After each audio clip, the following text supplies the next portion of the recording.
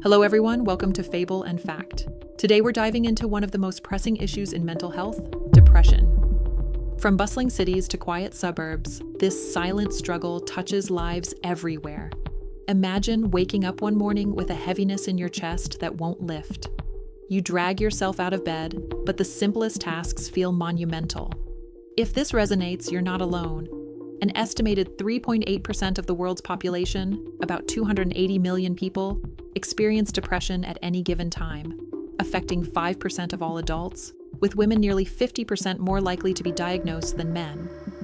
In 2019, even before the COVID-19 pandemic, depression had already cemented itself as the second leading cause of disability worldwide, trailing only behind lower back pain in global health burden statistics. Every day, more stories emerge about how this condition erodes confidence, disrupts relationships, and dims the spark of life for individuals and communities alike. Then came 2020, and with it a surge in cases that stunned researchers. A global study estimated that the COVID-19 pandemic brought on an additional 53.2 million cases of major depressive disorder, a 27.6% increase compared to previous years, highlighting how widespread stress, isolation, and uncertainty can tip vulnerable minds into deeper struggle. The ripple effect of this mental health crisis isn't confined to personal lives. It stretches into the workplace and the world economy. Recent analyses show depression and anxiety cost the global economy over $1 trillion each year and amount to around 12 billion lost workdays, underscoring a crisis that's both human and economic. So, what exactly is depression, and why does it grip so many? At its core, depression is a complex interplay of biological, psychological, and social factors. On the biological side, genetics can load the dice. A landmark study involving more than 5 million people uncovered over 700 genetic variations linked to higher depression risk, pointing to neuronal circuits in emotional centers of the brain, and even hinting at potential new uses for drugs like pregabalin and modafinil. Meanwhile, brain-derived neurotrophic factor, or BDNF, may play a role in how the brain adapts to stress, with lower levels observed in many people experiencing depressive episodes. Yet genes are only part of the story. Life events, loss of a loved one, financial hardship, chronic illness, or traumatic experiences can all act as powerful triggers. The World Health Organization notes that people exposed to unemployment, bereavement, or other major stressors are significantly more likely to develop depression, which in turn can create a vicious cycle of deteriorating health and mounting life challenges. Depression isn't simply feeling sad, it's a persistent darkness, a loss of pleasure in once enjoyed activities, profound fatigue, disrupted sleep, appetite changes, difficulty concentrating, and pervasive feelings of worthlessness or guilt. In its most severe form, it can lead to suicidal thoughts. Globally, more than 700,000 people die by suicide each year, a tragic testament to the depths of despair this condition can bring. Given the stakes, the good news is that depression is treatable. The WHO highlights a range of effective interventions, starting with psychological treatments.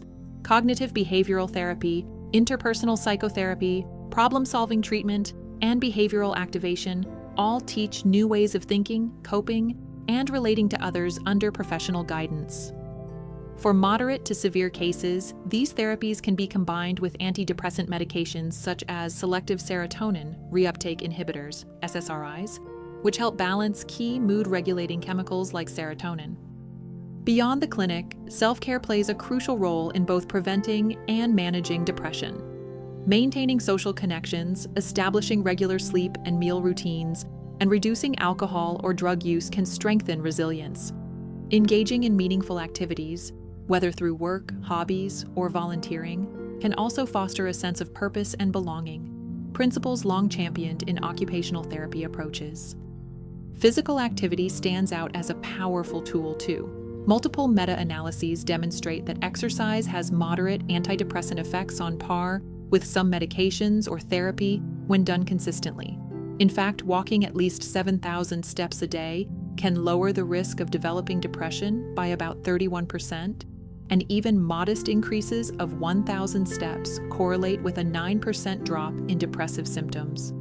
Yoga, strength training, and dance offer similar benefits, showing that any movement can help reset our brain chemistry and lift our mood. Light and lifestyle therapies also show promise. Bright light therapy has produced reductions in symptom severity for both seasonal affective disorder and non-seasonal depression, comparable to antidepressant drugs, especially when administered in the morning. Mindfulness meditation programs offer additional benefits, although they tend to match the effects of other active treatments like exercise and medication rather than surpassing them. In today's digital age, online therapy platforms are making mental health support more accessible than ever.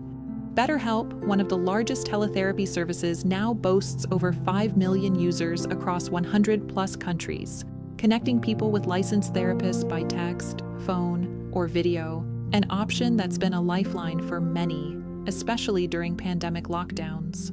While not a replacement for in-person care in all cases, these platforms can bridge gaps in service and reduce barriers like stigma or geography. Of course, no single solution fits all. Effective management of depression often involves a personalized combination of professional help, lifestyle adjustments, social support, and sometimes medication.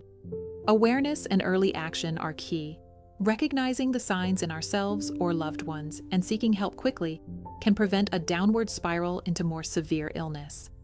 As we close, remember that depression, while common, is not unbeatable.